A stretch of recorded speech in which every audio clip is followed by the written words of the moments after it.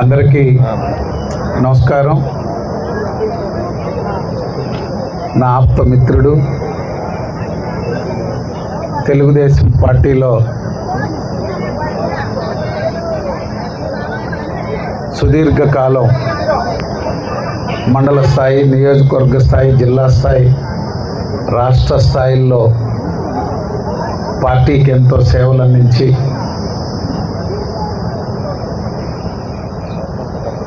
ఊహించినటువంటి విధంగా సుబ్బానాయుడు గారు మనందరినీ వదిలి వెళ్ళారు.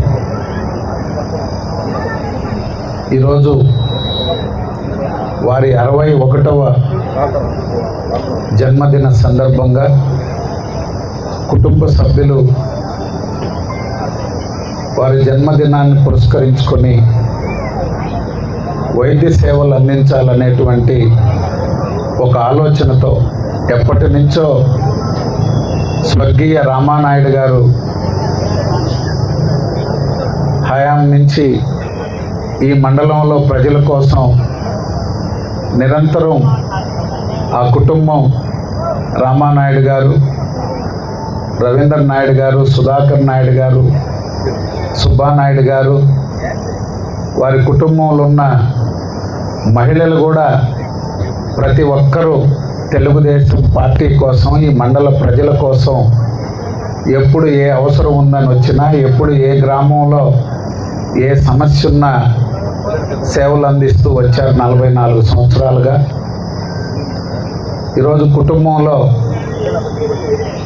మరో వారసుడు, అందరూ ఈ కుటుంబంలో సుబ్బానాయుడు తర్వాత భాను అందరికీ తల్లో నాలుకల యువ నాయకుడిగా ప్రతి ఒక్కరూ భాను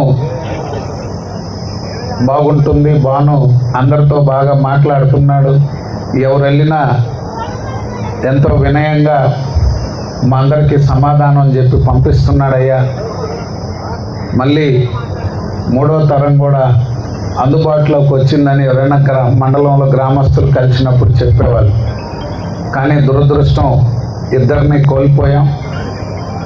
ఆ కుటుంబానికి ముఖ్యమంత్రి గారు, యువనేత నారా లోకేష్ గారు, రాష్ట్ర అధ్యక్షులు పల్లా శ్రీనివాస్ గారు, జిల్లాలో ఉన్నటువంటి నాయకత్వం అందరూ కూడా అండగా ఉండాలని, అందరూ ఆ కుటుంబాన్ని ఎవరం కూడా ఆ లోటుని పూడ్చలేము, తీర్చలేము. కానీ ఒక నైతిక బాధ్యత, మా అందరి బాధ్యత ఆ కుటుంబానికి అండగా ఉండడం. పార్టీకి వారు చేసినటువంటి సేవలు ఎప్పటికీ మరవలేనివి. ఈరోజు సుబ్బానాయుడు గారి జన్మదినాన్ని పురస్కరించుకొని ఆర్థోపెడిక్స్ డాక్టర్ పెంచలే గారు, అదేవిధంగా చిన్నపిల్లల డాక్టర్, దాంట్లో కూడా పెడియాట్రిక్స్లో నియోనటాలజీ సూపర్ స్పెషాలిటీ, చిన్న కాన్పు నుంచి ఏ చిన్న ఇబ్బందులు వచ్చినా మామూలుగా మనం ఐసీయూ అంటుంటాం, దానికంటే ఇంకా సున్నితమైనది నియోనటాలజీ అంటే.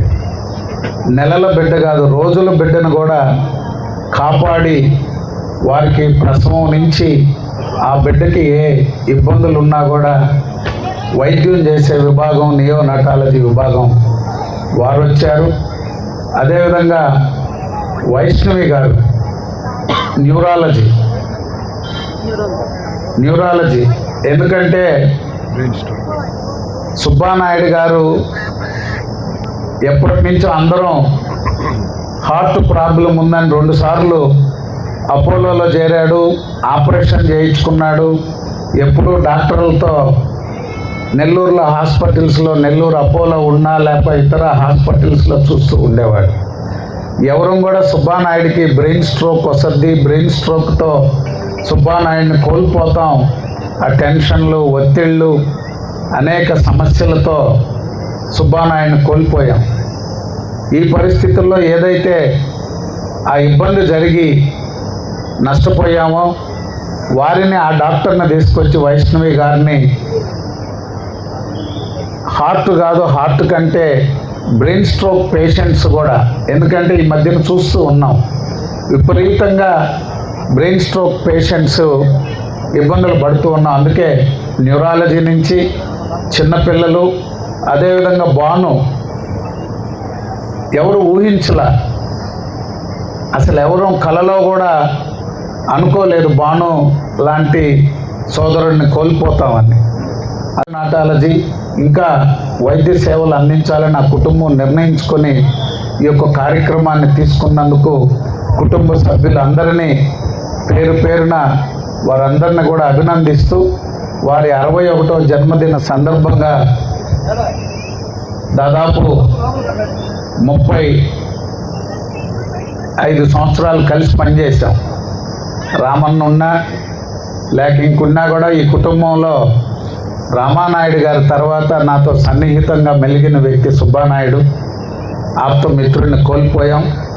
వారికి, వారి కుటుంబ సభ్యులందరికీ ఆ భగవంతుడు ఎల్లవేళలా భగవంతుని యొక్క కృప ఉండాలని, తెలుగుదేశం పార్టీ, నారా చంద్రబాబు నాయుడు గారు, నారా లోకేష్ గారి ఆశీస్సులు, అండదండలు ఎప్పుడు ఉంటాయని చెప్పి తెలియజేసుకుంటూ, మరిన్ని సేవలు ఇప్పుడే చెప్పారు, వైద్య సేవలు, విద్య, వైద్యం మీద పనిచేయాలనుకుంటున్నాం.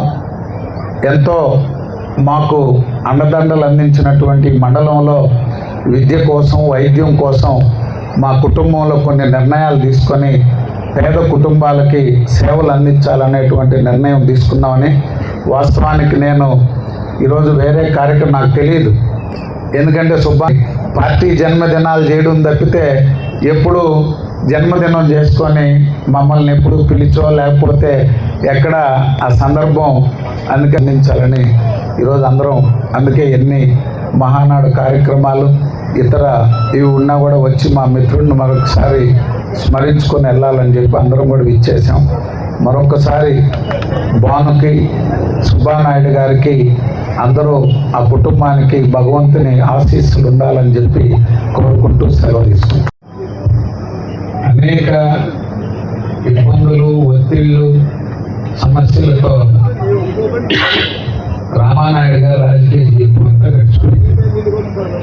సుబ్బానాయుడు గారన్నా కొంత, రవీంద్రన్న కొంతలో కొంత మెరుగు, ఆయన కంటే పెద్ద, ఆయన కంటే సమస్యల్లో. కానీ ఈనాడు కుటుంబంలో ఇద్దరు కోల్పోయారు.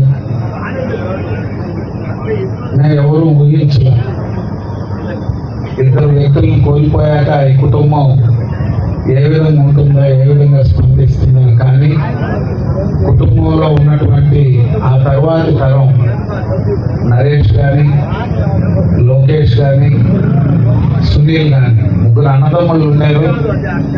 ఇప్పుడు 2 అన్నదమ్ముళ్ళు, ఒక మేనల్లుడు, అదేవిధంగా ఇతర కుటుంబం అందరూ కూడా, ఇంట్లో ఉన్నటువంటి అక్కలు, చెల్లెళ్ళు, పెదమ్మలు, చిన్నమ్మలు, అత్తలు అందరూ ఏదైతే రామానాయుడు గారి కుటుంబానికి అందించిపోయాడో దాన్ని అన్నదమ్ములు 3 కొనసాగించారు.